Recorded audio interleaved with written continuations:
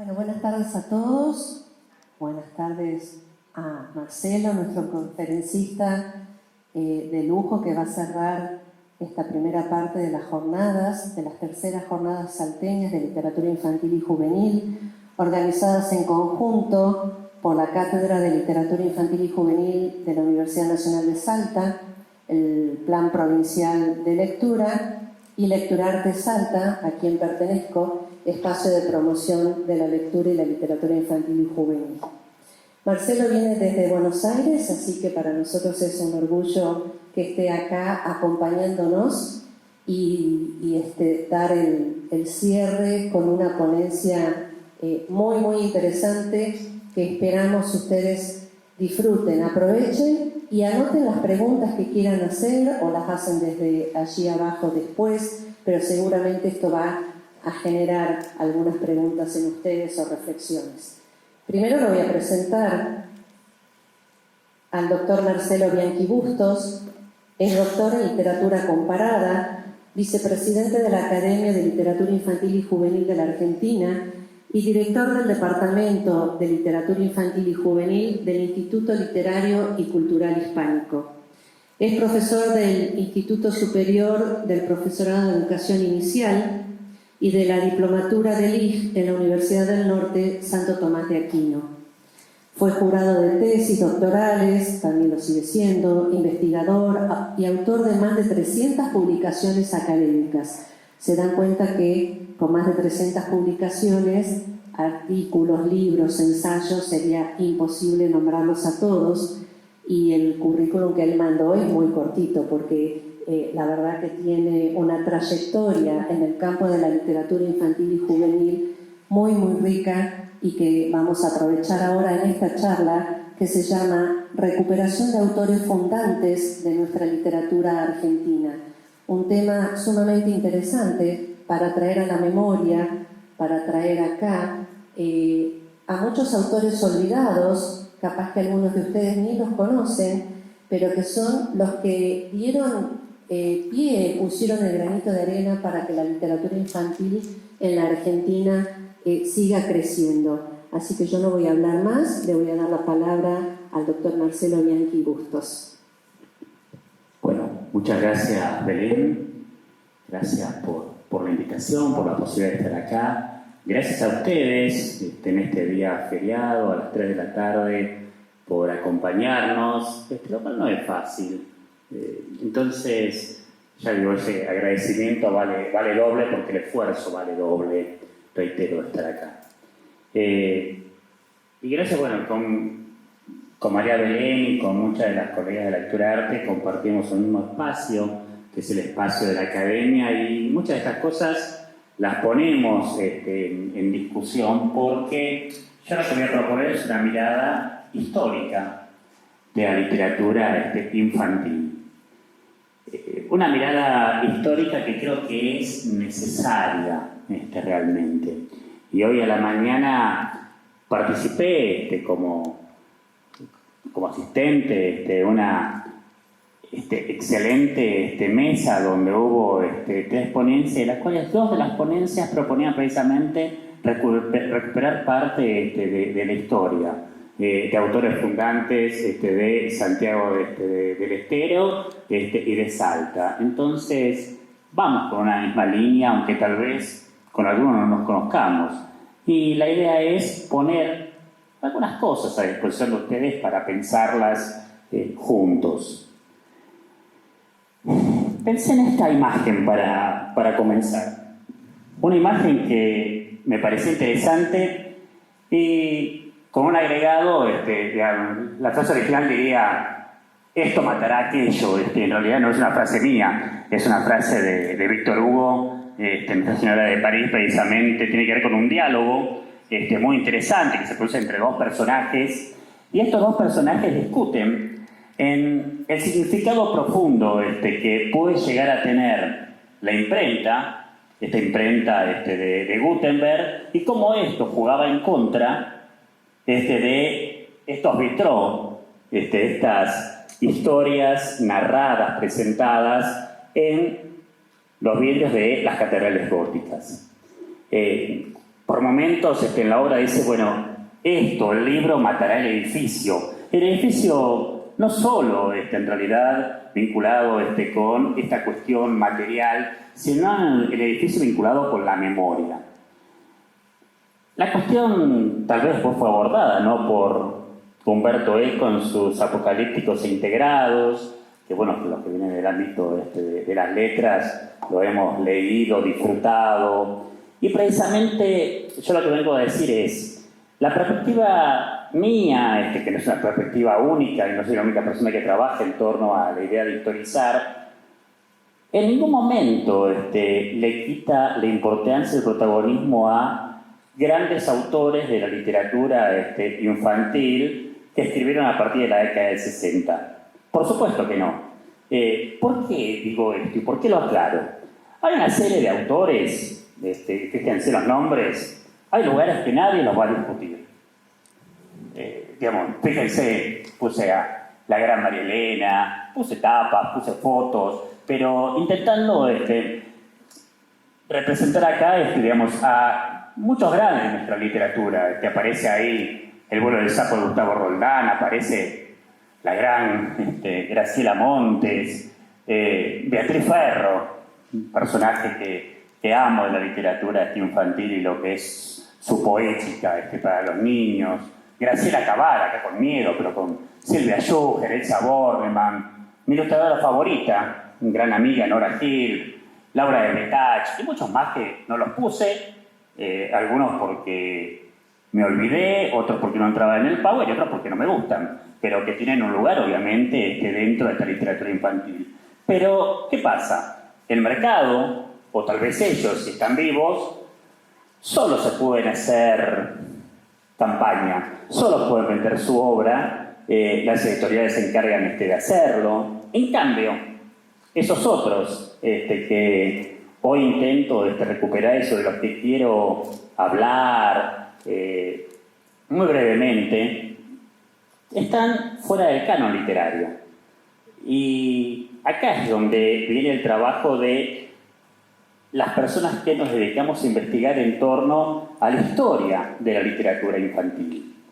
Porque es recuperar autores que están totalmente olvidados. Autores que obviamente son hoy no canónicos. Acuérdense de la categoría de Bloom y esta idea del canon occidental, la importancia de los propios escritores, los colegas, para considerar qué es lo que se lee, lo que no se lee, lo que merece o no ser leído y ser considerado. Han pasado, obviamente, en muchos de estos casos, años, y ahora vamos a empezar a hacer este recorrido, y no es una literatura que hoy la podamos llevar a la escuela primaria, a la escuela secundaria, pero tal vez, y meto ahí una pregunta, narrándolos, presentándolos, ¿todos los que escriban estos autores estará tan pasado de moda? Si nos animamos a releer parte de estas obras, que reitero, son realmente maravillosas.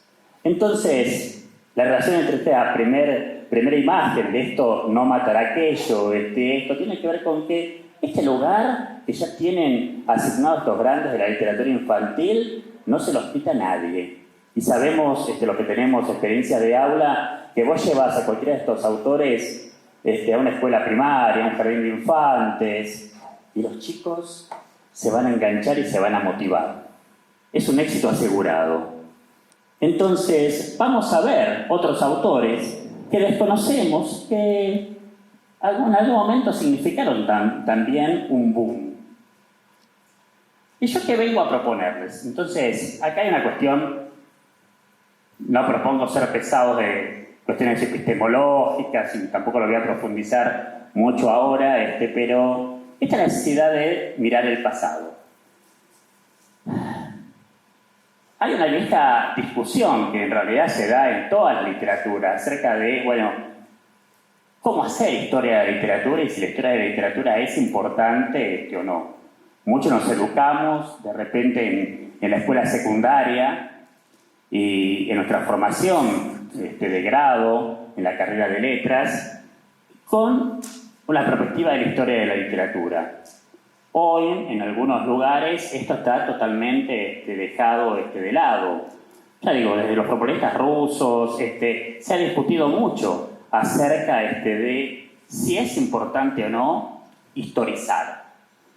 Obviamente que yo creo que sí, bueno, por eso vengo a hablar de estos autores fundantes, y creo que lo fundamental tiene que ver con esto que decía María Belén cuando me presentaba, la idea de conocer los orígenes de nuestra literatura infantil, y ahí aparece la palabra juvenil por la cuestión de los límites a veces inciertos entre una etapa y la otra. Si bien yo me especializo, como lo digo siempre, en literatura infantil.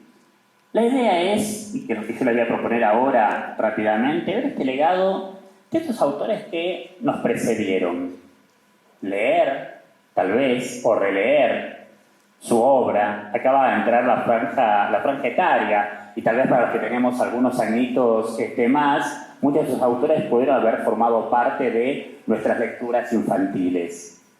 Pero las personas más jóvenes tal vez no los conozcan directamente. Y hay algo muy importante que sucede en torno a esto, y tiene que ver con una gran manera para pensarlo. Es decir, cada uno de estos autores fue muy importante en su contexto histórico. Yo les pongo escenas de lectura que se generaron a partir de su producción. Hoy tal vez tenemos solamente un libro, nada más que un libro viejo en un rincón de alguna biblioteca, capaz que no de la nuestra, sino de alguna biblioteca popular, de alguna biblioteca que realmente valore todo el material histórico, pero es nada más que esto. Pero si este libro hablara, ¿qué nos podría llegar a decir? ¿Cuántos niños tal vez lo leyeron? ¿Por cuántas manos ese libro ha pasado? ¿Cuántos docentes? ¿Cuántas mamás? ¿Cuántos papás los han leído? Entonces el hecho de pensar en estas escenas de lectura me parece que es algo sumamente interesante. A veces tenemos manera de recrearlas, a veces no. Si tuviéramos, por ejemplo, la posibilidad de acceder a planificaciones, actas de reuniones de personal, de docentes, de escuelas, bueno, ahí capaz que podríamos recrear una imagen de lectura en una escuela X en la década de 1940. Tenemos esos elementos materiales, tal vez los cuadernos de clase, las carpetas, son elementos que nos pueden llegar a servir si pensamos en el vínculo entre estos textos y el ámbito escolar, el ámbito educativo. Pero además circulaban, por suerte, en el ámbito de lo privado. Entonces, ahí no hay muchas maneras, excepto algunas fotografías. Pero, claro, era otra época y no es como ahora que vemos a un familiar nuestro leer y empezamos a disparar la máquina y sacamos fotos y fotos y fotos. En aquel momento no se sacaban prácticamente fotos, entonces es muy difícil a veces acceder a fotografías, imágenes en las que los niños están leyendo, están rodeados de libros. Estoy haciendo un trabajo de recuperación con algunos colegas y van apareciendo, pero son muy pocas. Un trabajo que estamos haciendo con el Archivo General de la Nación, como para ver estas escenas de lectura y de qué manera eran retratados estos niños cuando leían. Más allá de lo que leían, no me importa eso. Como yo pongo, hay una literatura que puede estar pasada de moda, pero que sin embargo creo que tenemos que recuperarla. Una literatura que tiene que ver, obviamente, primero con nuestro folclore. Este folclore literario tan rico, y compartíamos hoy cerca del mediodía con un colega. ¿De dónde era el profe? De Salta, pero ¿de qué localidad?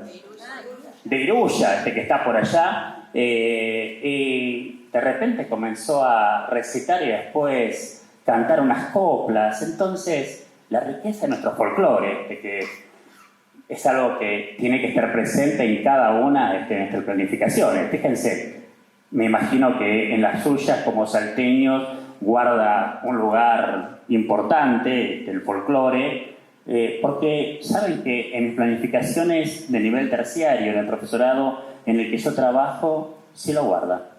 Digamos, una unidad de mi materia está dedicada al folclore y mi cátedra de narración oral, está totalmente vinculada con textos de tradición folclórica argentina.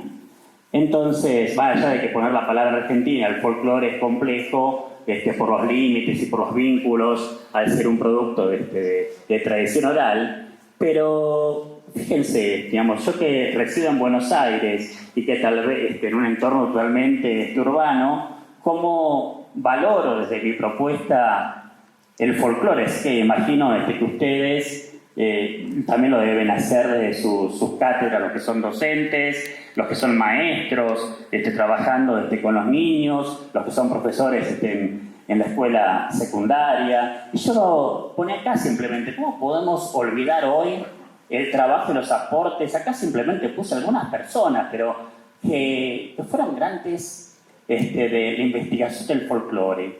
Fíjense, Berta Vidal de Batini, Augusto Raúl Cortázar, Aramburu, Susana Chertrudi, Juan Alfonso Carrizo, Juan Draghi Lucero, Rafael Quijena Sánchez, Ismael Moya. El listado podría seguir. Es decir, acá no hubo ninguna omisión a propósito, sino que simplemente tenía que poner algunos nombres a los efectos de una presentación.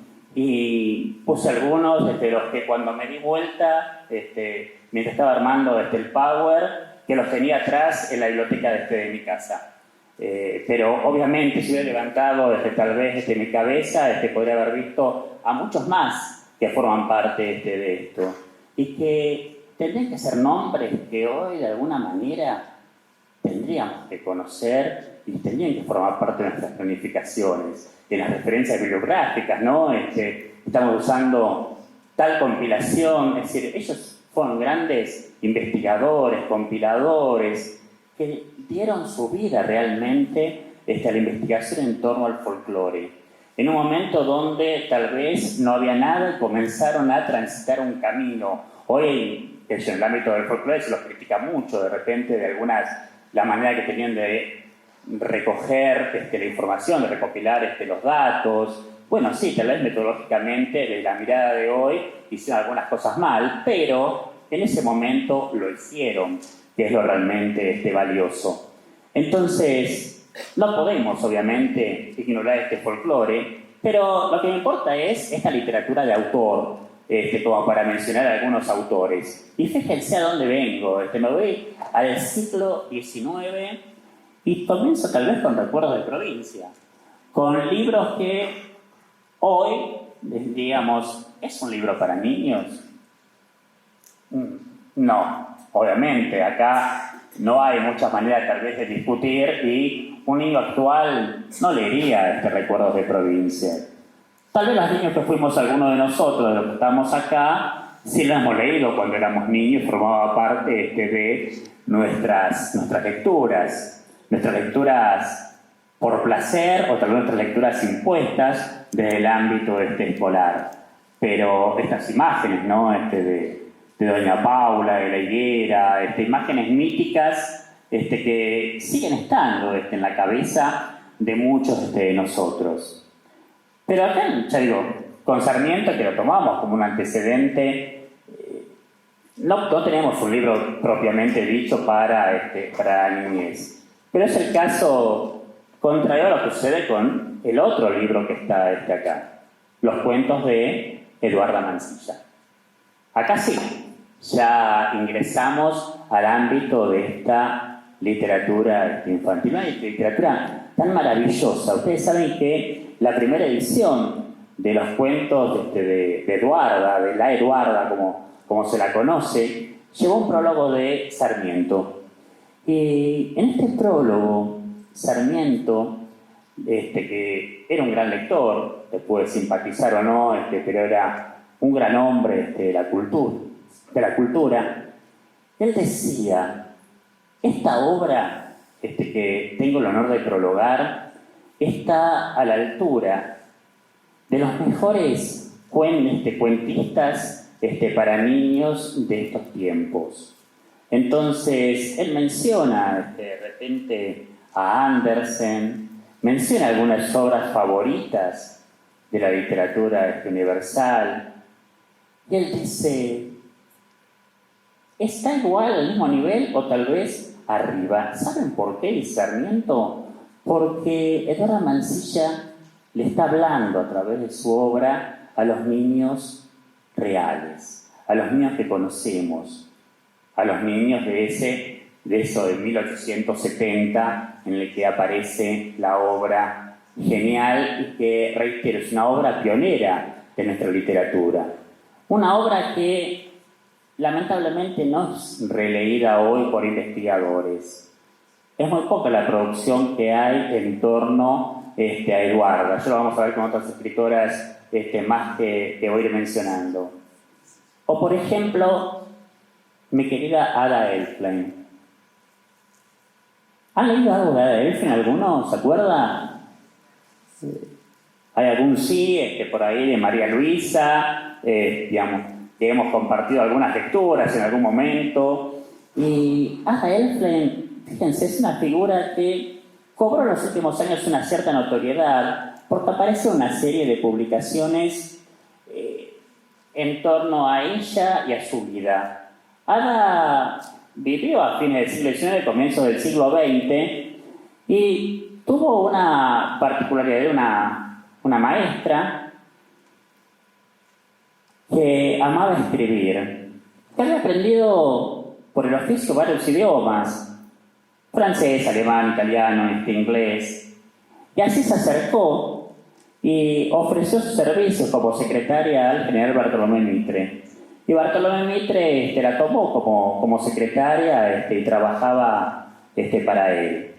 Pero se dio cuenta que era tanto el nivel intelectual de esta mujer y lo que podía hacer, que le dio una carta de recomendación para que escribiera no en su diario, sino en la prensa. Y ella comenzó a escribir todos los domingos un cuento. Escribió muchísima cantidad de cuentos, muchísima cantidad. No todos son cuentos infantiles, hay cuentos que tienen que ver, que son más de un corte costumbrista, hay otros que son relatos de animales, hay muchísima cantidad de leyendas. Pero fue una persona que en una tira dominical, sostenida a lo largo del tiempo, iba publicando sus cuentos. Publicó además, gracias al Ministerio, por ejemplo, eso que dice Biblioteca Infantil Argentina, una serie de cuentos, sobre todo vinculados con efemérides, con personajes muy interesantes, inventando situaciones que tal vez no existían, o estas maravillosas leyendas argentinas que le pongo ahí la tapa, que por suerte pueden acceder tanto a un deseo cumplido como leyendas argentinas en el sitio de la Biblioteca Nacional de la Maestra y del Maestro, porque están digitalizados. Entonces el trabajo que está haciendo la biblioteca es muy grande y estos materiales los podemos leer.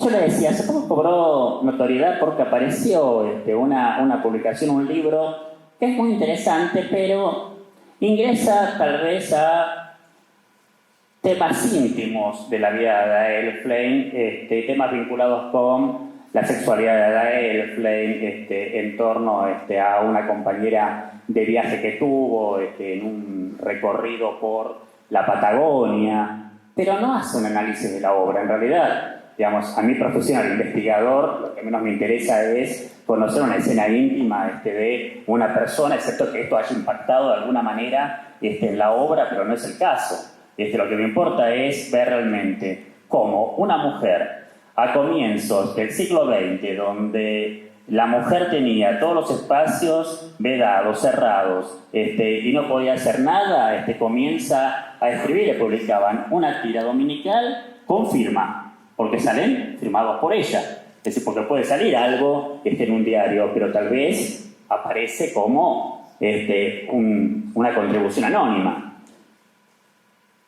¿Y cuáles eran las temáticas que ella trabajaba? Que es lo interesante. Eran temáticas de la época. Entonces, acuérdense ustedes, por ejemplo, ella escribió hacia 1906, 1910, ella muere en 1917. En todo ese periodo, si ustedes recuerdan, periodo de la gran inmigración, el centenario de la Revolución de Mayo, la cantidad de inmigrantes que teníamos y obviamente la literatura era una literatura portadora de valores, otra mirada distinta porque era otra literatura y se perseguía otro tipo de finalidad que no tenía tanto que ver con lo estético. Y trata de fundar, como lo hicieron otros con sus escritos, esta idea de la escuela de los argentinos. Leer alguno de los cuentos de Ada Elfin realmente es algo maravilloso porque ustedes saben que recrea muy bien a las distintas clases sociales. En ese momento la mayoría de las escuelas eran estatales, había muy pocas escuelas privadas. Y cómo realmente la escuela era capaz de aglutinar a niños provenientes de estos sectores socioeconómicos. Y las cosas que van apareciendo, los diálogos, realmente son increíbles. Hoy serviría esto y yo no sé si no nos serviría para pensar en el tema de la inmigración, la recepción, la llegada del otro. Obviamente, reitero, tiene una mirada y un corte moralizante que no es lo que queremos y pretendemos de la literatura. Pero la obra de ella es realmente increíble. Yo emprendí ya hace, después de pandemia, lo comencé, cuando nos liberaron y pudimos comenzar a salir, emprendí un trabajo que es bastante pesado, tedioso, que es hacer una recopilación de todos los cuentos infantiles de ella. Digo que es pesado porque ella los publicó en el diario La Prensa, pero no fueron republicados nunca más. Entonces, tengo que hacer el trabajo de ir al archivo, buscar diario por diario.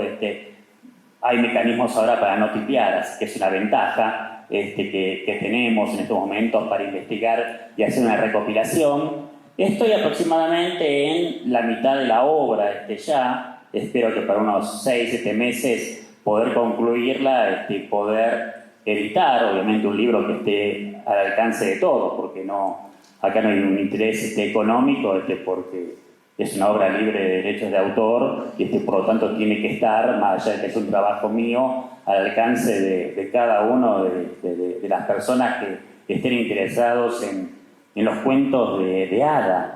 Pero son maravillosos. Es una mujer pionera. Ustedes saben que fue la primera mujer que ocupó un lugar en la Academia Nacional del Periodismo, por ejemplo, que era un ámbito netamente masculino, y ella fue la primera. Y además también la primera en tener un despacho propio en el diario La Prensa.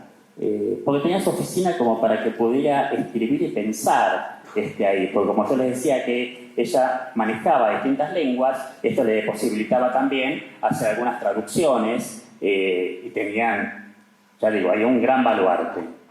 Salto a otro, fíjense. A este sí lo conocen, díganme que sí. José Sebastián Taylor.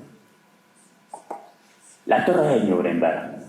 Gran escritor que hoy es bastante olvidado, más allá de que por suerte la Ediciones Coligüe lo ha republicado, ya sea en la colección de los morochitos, como está ahí Rapatopos y Pitopo, o en los libros del malabarista, la colección del malabarista. La Torre de Nuremberg es un libro increíble, increíble. Ustedes saben que se presentó a un concurso en el que obtuvo el primer premio, el premio municipal de literatura en la Municipalidad de Ciudad de Buenos Aires, y una de las que elogió la obra fue la propia Alfonsina Storni. Alfonsina destacó los valores. Desde mi mirada, es el primer libro de literatura, de poesía infantil pensado para niños. Este 27 celebremos los 100 años de esta obra, que yo la conocí, por ejemplo, a través de un poema que llegó a mis manos cuando yo era muy chiquito, un libro español, y que apareció un personaje maravilloso del libro que es el sapito Glu Glu Glu. ¿Se acuerdan del sapito Glu Glu Glu? Nadie sabe dónde viven, ahí en la casa lo vio, pero todos lo escuchamos, el sapito. Esa cosa maravillosa, las preguntas de los niños. Entonces, fíjense, ¿por qué decimos que es un autor que pensó en los niños en 1927, a diferencia de los otros que escribían para niños, pero no se posicionaban desde su lugar? Cada pregunta que Tabión va haciendo son las preguntas que los que vivimos tal vez en un entorno más vinculado con el campo nos hacíamos los días de lluvia, cuando comenzábamos a escuchar algún sapo, alguna rana, y lo comenzabas a buscar. Los que éramos más salvajes, bueno, tal vez para pobre bicho, matarlo, hacerle alguna maldad, capaz solamente yo el malo que lo intentó hacer, pero te generaba esa duda. ¿Dónde está? ¿De dónde sale este canto? Es un, ya digo, verdadero pionero. O Rapatopo Cipitopo, pensar en una obra escrita en 1927, utilizando el jeringoso, la jerigonza. Es increíble realmente. Acá está hablando indudablemente de un buen escritor, un muy buen poeta, alguien que, reitero, merece ser estudiado. Yo muchas veces tengo la suerte de estar coordinando algunas tesis en algún jurado y nadie se anima a meterse con estos escritores, a investigar un poco y saber, bueno, ¿qué pasó con su obra? Acá pongo a dos, fíjense, Germán Verdiales y Constancio Vigil. Vigil, bueno, formó parte de mis amores, porque en realidad mi tesis doctoral estuvo vinculada con su obra también, y yo ahí puse La hormiguita viajera como un texto que ha pasado el tiempo, pero sin embargo fue reeditado hace unos 5 años, con una edición muy interesante y que a nivel venta estuvo muy, muy bien. Es un libro que tiene esta cuestión moralizante muy propia de Constancio Cecilio Vigil, pero sin embargo es muy atractivo. Pero fíjense, yo les puse acá 3 cosas, por ejemplo, de Vigil. Un texto literario para niños, El maíz, fabuloso tesoro, un libro que es expositivo explicativo, digamos, lo podríamos incluir dentro de esta caracterización, y él escribió varios libros precisamente donde describe parte de la producción de nuestro país. Y después El Erial, que es un libro más para adultos. Él escribió para todos los públicos. Obviamente la revista Villiquen la recordamos todos, y si se acuerdan las personas de mi edad, los más chicos también, era fanático tal vez o de Villiquen o de Anteojito, digamos, salían distintos días de la semana. No conozco a nadie que tuviera la suerte de que le compraran las 2 revistas, la mayoría, digamos, por una decisión familiar no nos consultaban, se decidía, bueno, qué se leía en esa casa, pero las 2 revistas eran muy interesantes y acompañaban en parte la enseñanza escolar. Y de otro lado pongo a otro autor que es prácticamente desconocido hoy, que es Germán Verdiales.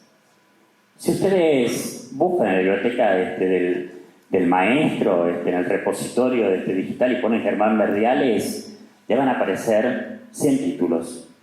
Ya digo, está sumamente digitalizado porque fue tan prolífico como autor. Él fue maestro, fue vicedirector de una escuela, y ahí comenzó a escribir. Y también cuando tuvo la suerte de ser maestro rural, conoció a un personaje llamado Pedro Inchauspe, digamos, fueron maestros rurales en La Pampa, y a partir de ahí comenzaron a escribir muchísima cantidad de libros juntos. Yo acá traje algo de él, fíjense, El hijo de Yapeyú, la cuestión de los próceres, digamos, vinculado con la perspectiva tal vez de Mitre, de Bartolomé Mitre, de recordar y valorar a determinados personajes fundantes de nuestra historia argentina. Y después, nuevo teatro escolar. Claro, él escribía obras de teatro, pero también escribía narrativa, también escribía poesía, escribía un poco de todo. Y el teatro es muy interesante porque, si bien tiene una mirada distinta, cuando nosotros hablamos de la inclusión del teatro en el nivel inicial, en el nivel primario, lo que queremos es formar al niño como espectador y no como actor. En ese momento, precisamente lo que se buscaba era que el niño representara las obras de teatro. Pero más allá de esa pequeña diferencia, y si nos quedamos con los textos, es muy interesante porque realiza una transposición genérica muy fuerte. Y te encontrás, por ejemplo, con obras de teatro que están basadas en algún pasaje del Nuevo Testamento, obras de teatro que están basadas en Peter Pan. ¿Qué pasaba? Verdiales era traductor también, entonces él realizó la traducción al español de Peter Pan y Wendy, entre tanta cantidad de obras, y entre ellas una que conocemos muchos, que es el libro Corazón, del Mundo de Amichis. Una de las traducciones que hubo de este libro, precisamente, fue de Germán Verdiales, donde él intentó traducirlo, pero adaptarlo a la Argentina. Hacer una obra también sumamente desconocida. ¿Han leído el libro Corazón? ¿Sí? ¿Se acuerdan el pequeño patriota paduano? Como distintos cuentos. Es decir, cuenta la historia de un niño que iba a la escuela y que mensualmente el maestro les contaba un cuento. Todos cuentos ambientados en Italia. Hacia 1910 se critica mucho esto porque se decía, la llegada de los inmigrantes necesita que se fortalezca la identidad argentina y que se lea el libro Corazón, donde la identidad italiana termina siendo algo nocivo para esta identidad nuestra. Entonces se le propuso a él que argentinizara el texto.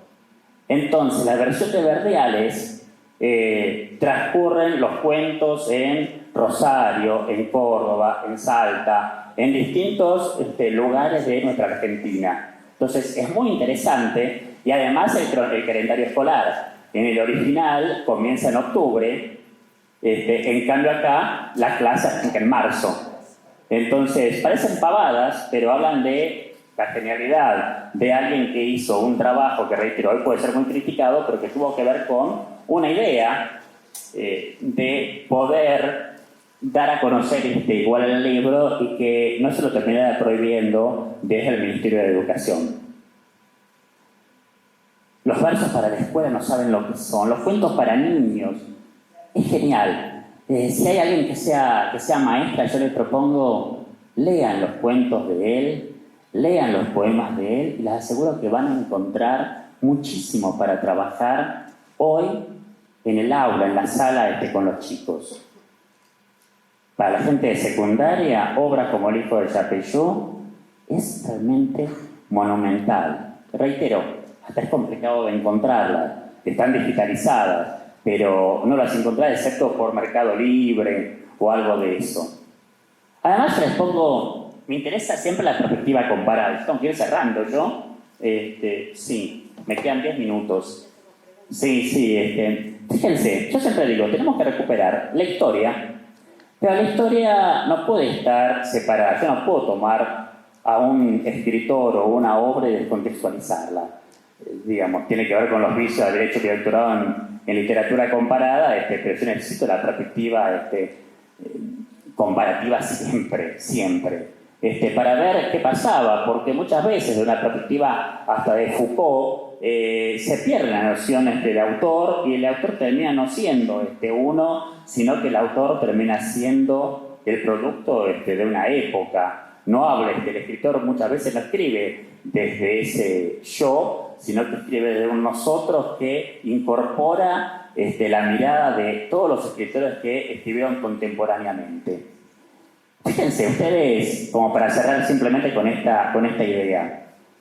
Hoy está muy de moda en el nivel primario, en el jardín también, ver las versiones de los cuentos clásicos, cómo son reescritos, repensados por escritores más contemporáneos. Entonces, Caperucita es como la gran vedette. Entonces, vamos viendo distintas versiones muy interesantes, desde Caperucita Roja, tal como se la contaron a Jorge, que hoy hablábamos sobre ese libro, habla el lobo de Patricia Suárez, tenemos infinidad de cuentos, pero lo tomamos como si esto fuera un fenómeno tal vez moderno. A comienzos del siglo XX, que es el periodo en el que yo me dedico a investigar, sobre el que realmente historizo y sobre el que sé, fue un boom realmente las versiones de Caperucita Roja. La cantidad de obras en las que los escritores, grandes escritores, dieron sus propias versiones es impresionante. Yo en primer lugar puse, y ahí está la foto de una gran escritora costarricense que es Carmen Lira. Lamentablemente, otra desconocida en nuestro país, pero bueno, no conocemos autores locales muchas veces, que vamos a conocer a una autora de Costa Rica, pero una autora exquisita, maravillosa, feminista y comunista, que por eso la rajaron de su país y tuvo que exiliarse y murió en el exilio. Y ustedes saben que escribe un cuento que se llama Caperucita Roja Encarnada, y en el libro hace una crítica de la época muy importante. Caperucita Roja, después de ser devorada por el lobo, en el cuento, es decir, en la versión de Carmen Lira, tiene la suerte de que pasa por ahí el leñador. El leñador se acerca, ve que había un lío bárbaro en la casa y decide matar al lobo. Y cuando mata al lobo, logra sacar de la panza con vida a Caperucita Roja y a la abuela. Hasta acá, las versiones con el cuento tradicional y con las versiones que podemos llegar a conocer son exactamente iguales. Pero ¿qué pasa? Aparece la madre. Y cuando aparece la madre, como agradecimiento al leñador, le entrega a Caperucita Roja. Fíjense la crítica que ella hace acá de esta perspectiva de género.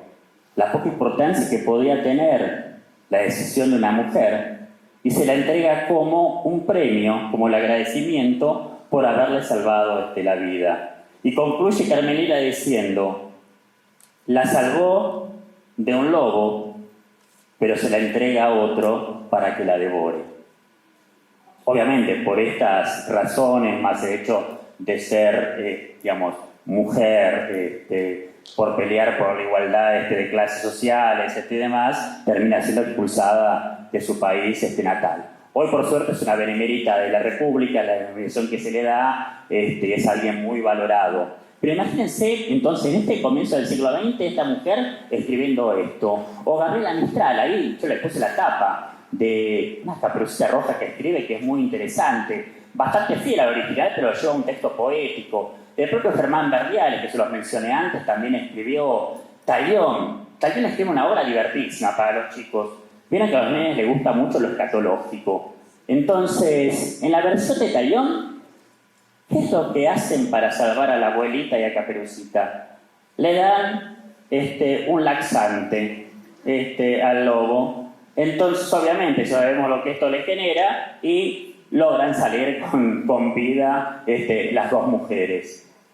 Vos un texto de esto se lo das a los nenes, con lo que lo divierten, la actualidad que tiene, realmente es increíble.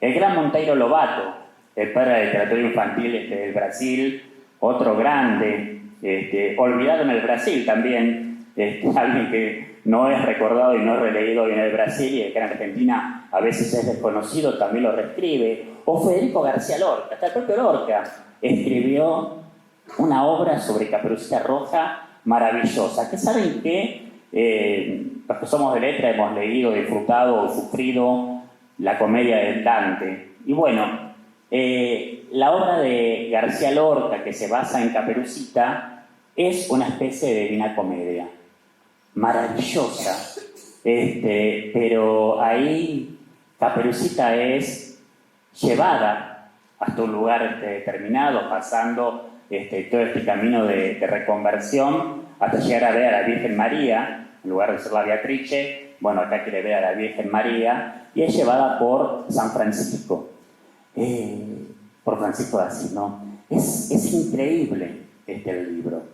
Esta es poesía de la más maravillosa. Entonces, fíjense cómo la perspectiva comparada, la perspectiva histórica, tendríamos que, me parece, valorarla, retomarla. ¿Cómo podemos de repente, yo les pongo releer algunas de estas obras y no podemos recurrir a veces a clásicos también de otros tiempos? Peter Pan, Alicia en el País de las Maravillas, Aventura de Pinocho. ¿Cuántas obras se han pasado en nuestra literatura infantil posterior a la década del 60 en algo de Alicia en el País de las Maravillas? Los vínculos que podemos hacer entre Alicia y parte de la obra de Mariana Walsh son impresionantes, ¿no? Desde el nonsense, hasta algunos personajes literarios que nuestra gran juglaresca toma. Entonces, necesitamos historizar. Reitero una vez más. Lamentablemente, cuando uno lee qué ha pasado con toda la literatura anterior a 1960, lo que fue el boom y este cambio, esta llegada de estas genias de la literatura infantil, te lo reducen en 3-4 renglones que dicen: se trata de una lectura que intentaba dar algunas bases vinculadas con la moralidad, era totalmente ideológica, y es una literatura pasada de moda. Bien, pero esa es la mirada tal vez de algún investigador que leyó o no esta obra. Lo interesante es que cada uno de nosotros la relea de algún lugar. Pero como dije antes, no para aplicarla en la escuela, porque el niño cambió y son textos que tienen más de 100 años, pero sí para aprender, para cuestionarnos, para decir: estamos aquí y hoy tenemos esta cantidad de escritores que son capaces de animarse a ideas que pueden generar una cierta ruptura, porque en realidad otros los precedieron. Esto básicamente es lo que yo quería retomar, la necesidad de recuperar a nuestros autores.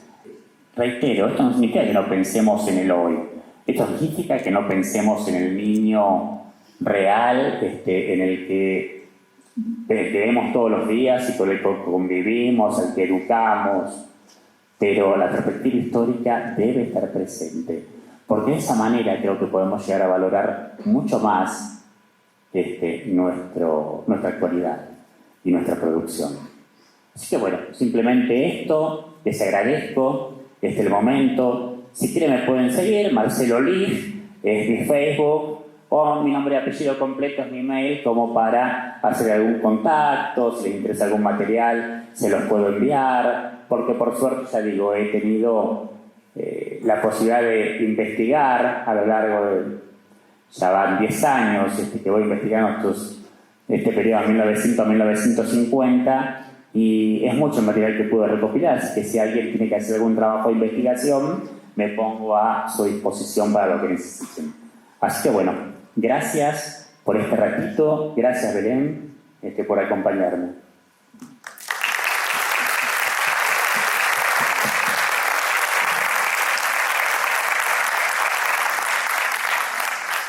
Los agradecidos somos nosotros por haberte escuchado, por compartir un pedacito de tu gran trabajo de recuperación y de hacer justicia con nuestros padres de la literatura infantil, ¿no? Un poquito, a veces nos olvidamos, y como decía Marcelo, reconocer que hubo un pasado, es entender también este presente de la literatura infantil, y como se dijo en las mesas de esta mañana, por ahí lograr un equilibrio, ¿no?, entre lo que se lee sin desconocer que hubo un antes y que son los que pusieron las semillas, como decíamos al comienzo, para lo que se escribe hoy. Así que revalorizar cada autor en su época, en su lugar y en su contexto, como profesores creo que es importante que lo tengamos presente. Pero bueno, unos minutitos para las preguntas, alguna cosilla que quieran agregar, algún comentario, alguien que quiera preguntar algo. Esta mañana estaban preguntones, opinólogos ahí. ¿Alguien quiere decir algo?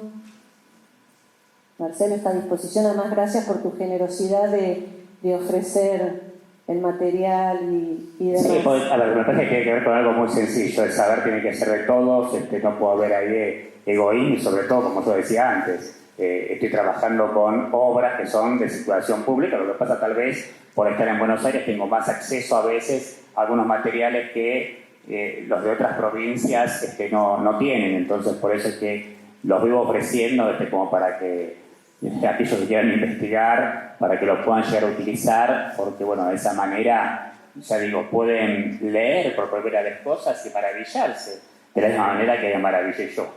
Además, nadie desconoce lo que marcó María Elena Walsh, Elsa Bornemann y toda la generación del 60 que él nombraba, pero no, como que quedaron olvidados estos autores que vos mencionaste y los profesorados no se los tiene en cuenta porque se toma otra perspectiva de estudio que no es la histórica.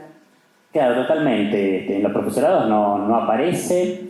Yo, por ejemplo, que dicto una materia para el profesorado a nivel inicial, no aparece porque el propósito es otro. Sí aparece cuando trabajamos tal vez en la elaboración de algún corpus de poesía para la primera infancia. Ahí sí aparecen los nombres, pero simplemente aparece un poema que lo recitamos bien, pero no historizamos, ¿no? Simplemente es una obra perdida en la preparación de un corpus y nada más. O se los lee desvalorizándolos, dice, uy, mirá, esta escritura tan escolar, tan de acto escolar, pero tal vez hay que leerlo en el contexto de la época y lo que impactó en esa época, ¿no? Exactamente, y a veces no me va a apreciar a ese público. Miren, esta semana fue, el día lunes, fui a una escuela en zona sur de la provincia de Buenos Aires y tuve que hablar sobre la obra de Constanzo Vigil a niñas de escuela primaria, de cuarto, quinto y sexto grado de escuela primaria. Ellos habían leído distintas versiones de La hormiguita viajera. El nivel de preguntas, chicas, chicos, que tuve fue muy impresionante. En lectores, reitero, de cuarto, quinto y sexto grado. Se había hecho la idea y lo habían preparado como para que sea esto, una sesión de unas jornadas y ellos debían preguntar. Pero no la pregunta tonta, sino preguntas realmente muy, muy atractivas, que tenían que ver con el lenguaje, que tenían que ver con los valores. Yo no sé, La hormiguita viajera es un libro de camino. El camino va modificando el accionar de este personaje. Empezaron a hacer preguntas en torno a esto, pero que los mostraba a ellos, en realidad como lectores. Entonces, una obra puede llegar a disparar muchísima cantidad de cosas, reitero, si a veces sabes cómo trabajarla. Cualquier obra, ¿no? Cualquier obra. Bueno, y debe haber disparado esta charla muchas reflexiones, pensamientos, sí y no, en cada uno. No sé si alguien quiere compartir algo para ir cerrando. Esto es lo que me queda, que fue una época... ¿Se escucha? ¿Se escucha? Bueno, sí. A ver, una época en la que se atribuyó una literatura muy moralizante, ¿no es cierto? Era humanista y moralizante. Entonces después vino otra que fue de ruptura, de María Elena Walsh en adelante, que los llamaban la ferocidad de los picaflores, le decían, ¿no? A todo ese, digamos, a esas escritoras de esa época. Y como que hubo una lectura profunda, es decir, no sé si no tiene que ver con los hechos acaecidos de la época, ¿sí?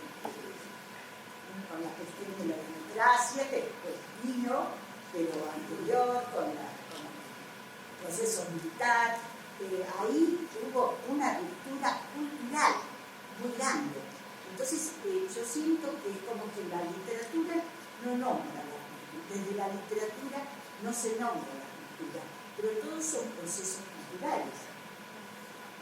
Entonces, ocurrieron hechos culturales, para decirlo de algún modo, no soy especialista tampoco en el tema, que produjeron una gran ruptura, razón por la cual no es extraño que quede esta literatura que nombraste de un lado y la otra del otro, y en el medio una grieta. Sí, gracias. Claro, a ver, obviamente la dictadura cívico-militar generó ahí una fractura importante. Muchos de estos textos formaron parte de repente del canon durante la dictadura cívico-militar y aparecían en muchos manuales, que yo tenía el manual del alumno bonaerense, páginas para mí, distintos libros en los que estaba presente de alguna manera, y los autores ya habían muerto en realidad, no jamás se enteraron del uso que estaban haciendo estos genocidas, aprobando estos libros y demás. Y tal vez el vuelco interesante se dio con la revista UMI en literatura infantil. La revista UMI, que apareció con la revista Humor, significó un gran aire en esta renovación democrática y en la época de Raúl Alfonsín, digamos, anterior y en la época de Alfonsín, porque ahí saben que aparece Emma Wolf, aparecen muchísima cantidad de nuestros escritores actuales, con una estética muy particular, con temáticas muy nuevas, con estilos disruptores, muy a la manera de nuestra gran Laura de Betach, que también escribía en UMI. Entonces, sí, son rupturas. Obviamente, cada vez que hay una ruptura, hay un cambio de paradigma, un cambio de mirada, implica que hay algo que se olvida. Pero lo bueno está recuperar esto y analizar ¿por qué será que esto se lo dejó de lado? Sí, a mí Germán Verdiales me gustaba muchísimo, por ejemplo, lo leía mucho en esa época. Claro, tal cual.